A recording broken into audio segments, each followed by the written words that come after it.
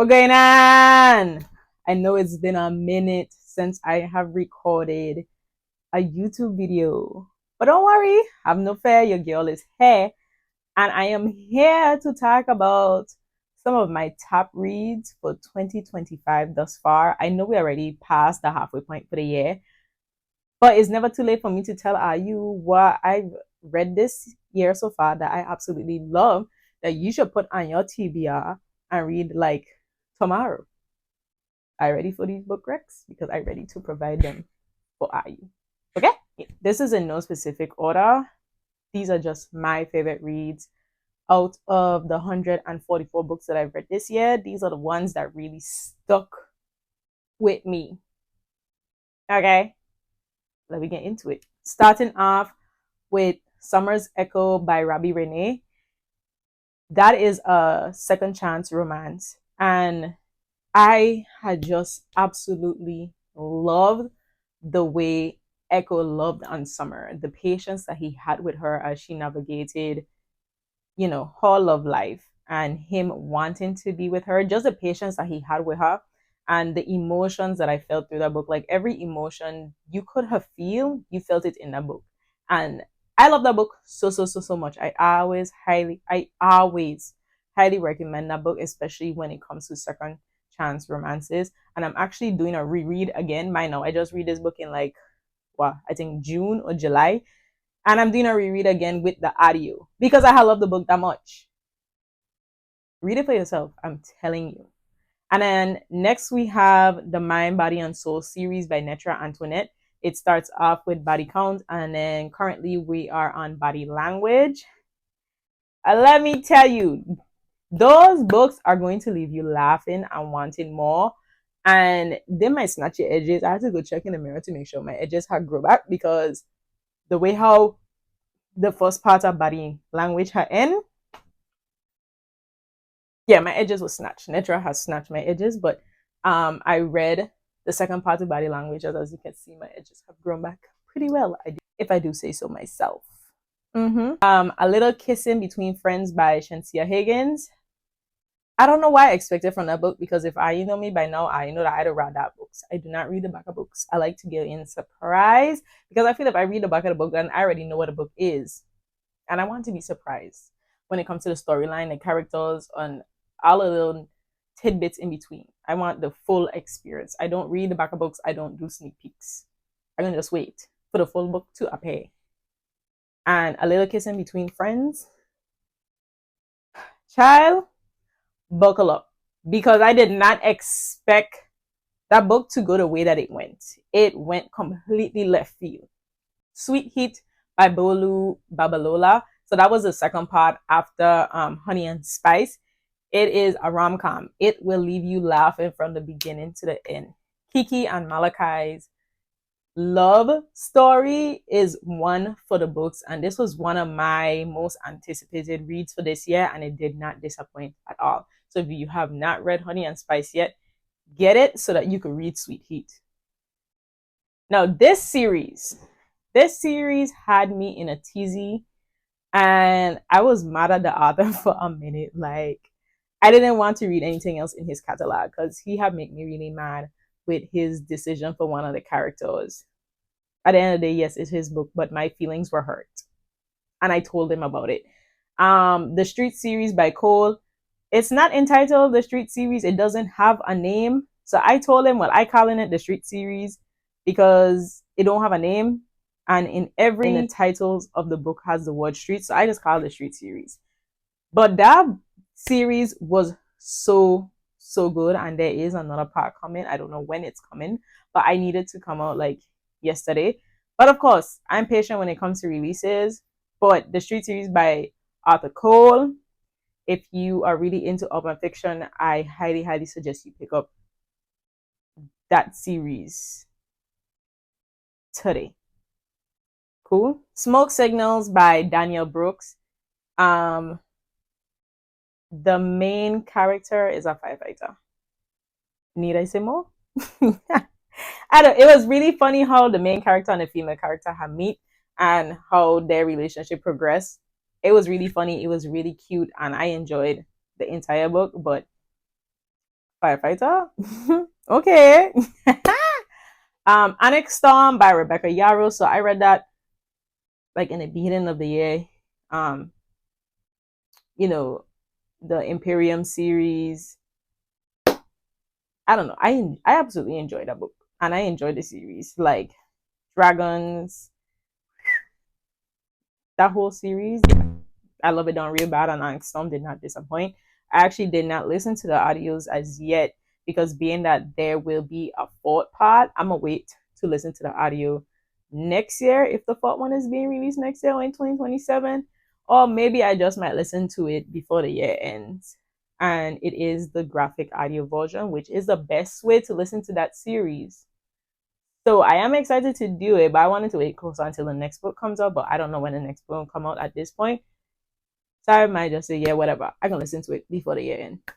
Take My Hand by Dolen Perkins-Valdez.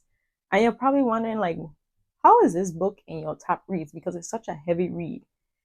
And I think that's why it's in one of my top reads so far. Because it's ingrained in my mind that it's based off of, not only is it based off of a true story, it's something that happened in the 1960s. I know the 1960s really is not that long ago. And not only that, it is something that's actually still prevalent today. On a lighter note, Don Caselli by Jahquel J. Oh my God. I always say that that is probably a comfort read for me. Like, I want to reread that book now. Or I could reread it multiple times because it evoked so much emotions. And the character Navy, I resonated with her a lot. You know, growing up in a Caribbean household and just the way how her community wrapped around her and how she was raised, it just reminded me so much of growing up back home. I was like, oh my God. And the way how Don loved her, yeah. Don Caselli by Jahquel J. Love it done real bad. Real bad. Hair My Heart by Monae. It's always something about them cutesy covers, I tell you, them cutesy covers really fool you. Because that book was not what I was expecting. And if you're looking for that family drama mess, hit that book up. Hit it up meow. Tender Offer by Tanvier Peart. And it's one of my top reads because the main character, we absolutely, and I say I'll speak for some of the readers because I've seen the commentary where we followed the Chance of Love series, and we had absolutely hate the female main character in the other books because we was like, go get your own man. And with Tender Offer, then when we get her background story, it was like, dang it, Tanvier, we can't hate her anymore because now we understand for real.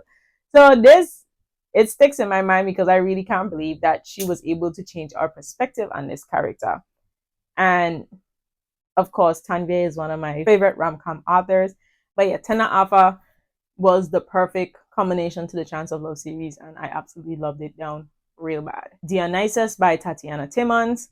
If you have not read the Zoo Boys, you need to go read it to understand Dionysus, but you need to start with Park Psycho first and then work your way down. When it comes to Dionysus, it was one of my top reads because Dio, the character, I just absolutely love the way he evolved. Coming from this broken boy and evolving into the man that he is, like watching that character development, it was really good. It was really great character development.